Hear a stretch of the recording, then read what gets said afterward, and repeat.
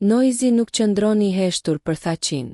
Reperi Noizi përmes një postimi në rrjetin social Instagram ka shprehur mbështetjen e tij për ish-krerët e ushtrisë çlirimtare të Kosovës në Hagë. Ai ka ripostuar videon të cilën e ka ndarë kryeministri i Shqipërisë, Edi Rama.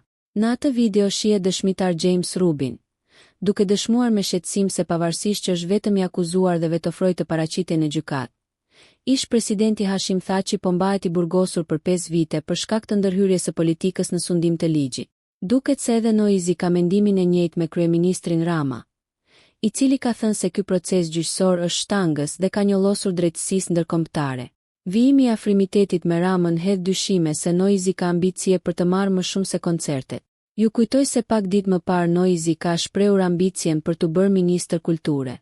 Nëse ju pëlqeu kjo video, shkoni në kanalin e YouTube-it Big VIP Albania Kosova, që e gjeni në bio. Mos harroni që të bëni subscribe dhe të klikoni butonin e zilës që të informoheni për videot më të reja.